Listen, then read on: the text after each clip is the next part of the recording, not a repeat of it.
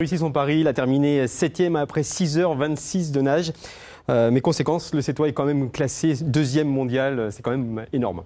Alors lui aussi est vice-champion du monde, mais de VTT, et c'est votre invité ce soir, le des voix, Victor Koretsky. Bonsoir. Bonsoir. Bonsoir. Impressionné par Bertrand Venturi? Ah oui, c'est sûr, c'est un effort très long. C'est vrai qu'en VTT, c'est beaucoup plus intense que l'effort qu'il a à faire. J'étais vraiment impressionné. Chapeau, félicitations à lui. Alors vous aussi, vous êtes 2e, vous êtes vice-champion du monde de VTT, c'était vendredi en Andorre. Vous avez digéré ce résultat parce que vous étiez déçu à l'arrivée?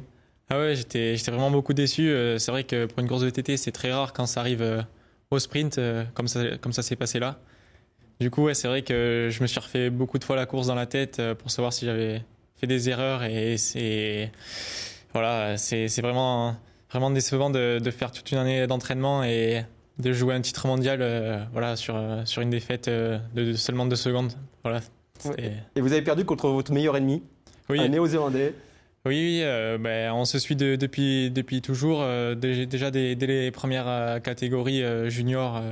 On était ensemble. Quand je suis champion du monde en 2011, il termine 2e. L'année d'après, il est champion du monde, je suis 2e. Et puis là, il remporte le titre. Et puis moi, je finis 2e. Donc on se suit comme ça. On est de la même année. Et je pense qu'on va se suivre comme ça jusqu'à dans les catégories élites. Voilà. Alors vous êtes vice-champion du monde espoir, mais aussi champion du monde par équipe. C'était en relais mix, c'était mercredi. Oui, donc avec une très belle équipe.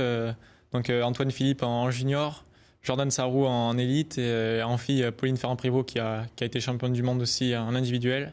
Et puis moi en espoir. Donc on avait vraiment une très bonne équipe, très homogène pour pouvoir remporter le titre. Et puis on a réussi à concrétiser ça par un beau maillot. Voilà. Et gagner avec quelqu'un comme Pauline Ferrand-Prévot qui a vraiment tout gagné cette année. C'est un exemple à suivre. Elle vous a inspiré? Ah oui, c'est sûr. Je pense que ce qu'elle a réalisé ce week-end, ça n'a vraiment jamais été fait. Champion du monde sur route, champion du monde de cyclocross, champion du monde de VTT d'affilée, ça n'a jamais été réalisé. Donc c'est vraiment une fille exceptionnelle et un exemple à suivre. Alors à présent, vos rêves, qu'est-ce que c'est? C'est d'aller aux Jeux Olympiques l'année prochaine? Vous êtes jeune quand même? Oui, je suis jeune. Il y a seulement que 3 places. Pour la France, donc ça va être compliqué d'aller chercher les critères de sélection.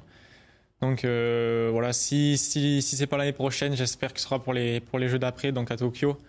Mais c'est vrai que ça reste quand même dans ma tête. L'année prochaine, j'aimerais bien me surclasser pour pouvoir essayer de remplir les critères pour pouvoir pourquoi pas aller aux Jeux Olympiques. Merci Victor, vous restez avec nous.